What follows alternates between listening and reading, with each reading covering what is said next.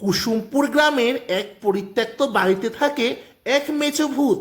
সে একদিন তার বাড়িতে বসে কাঁচা কাঁচা মাছ খাচ্ছিল আর বলছিল, কতদিন ধরে মাছের ঝোল দিয়ে ভাত খাই না, এই প্রতিদিন এই কাঁচা কাঁচা মাছ খেতে আর ভালো লাগে না। মেছো ভূত যখন এই কথা ভেবে কষ্ট পাচ্ছিল, তখন গ্রামের এক বাড়িতে একটি বউ মাছের ঝোল রান্না করছিল।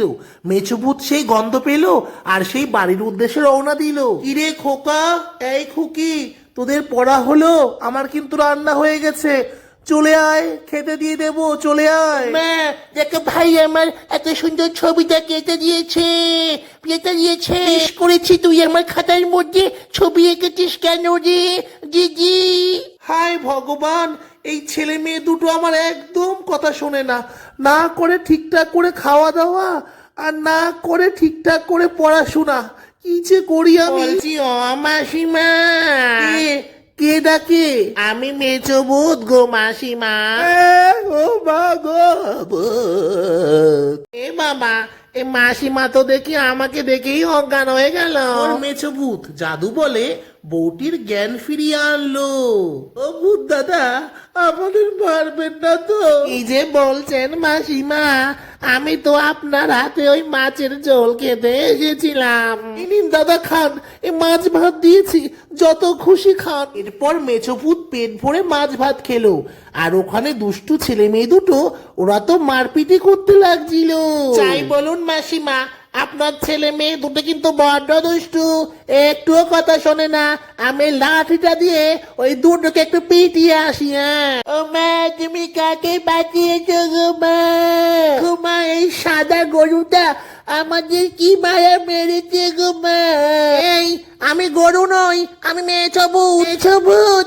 ভূত না চাই, ভূত বুঝে এইভাবে মারে? হ্যাঁ হ্যাঁ। তোরা ঠিকঠাক করে পড়াশোনা করিস না, খাওয়া দাওয়া করিস না, এর জন্যই তো মেছো ভূত তোদেরকে এত মেরেছে। ও নিজে পড়াশোনা পারে? এই বলতো, দুই ওকে দুই, দুই দুগুণে ওই দোগুনে এই দুগুণে চার চার। এই গরু বলতো তিন দুগুণে কত? বলবো জানি না। তিন দোগুনে তিন দুগুণে ছয়, ছয় বল, ছয় ছয়। পর দুষ্টু ছেলে মেয়েরা মেছো ভূতকে মারতে লাগলো আর পড়াশোনা শেখাতে লাগলো। মাছের ঝোল খেতে আইছিলাম আর শুধু পিটান গায়ে গেলাম। এই ভূত তোর হাতে করে হয়েছে? না। এই ভূত তুই অল লিখতে পারিস? এই ভূত তোর বাড়ি কোথায় রে? ওই জঙ্গলে থাকি। আসছি কি তুই আমাদের বাড়ি থাকবি? কি বলছিস খোকা? হ্যাঁ মা, আমরা ওকে পড়াশোনা শেখাবো। আমি ভূত হয়ে এখন বই পড়বো। এরপর সরস্বতী পুজোর দিন এলো, সবাই মিলে মা সরস্বতীর পুজো করলো।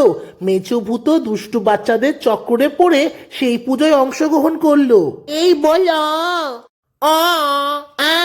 আতি আমটি আমি খাবো পেরে? আমি আম খাবো না রে। এই মেছো ভূত, তোকে যা শেখাচ্ছে দিদি তুই শুধু তাই বল, বুঝলি? ভালোই হলো, এই মেছো ভূতের পাল্লায় পড়ে এখন আমার ছেলেমেয়েরা সব সময় পড়াশোনা নিয়ে থাকে আর দুষ্টুমি করে না। ভালোই কিন্তু হলো।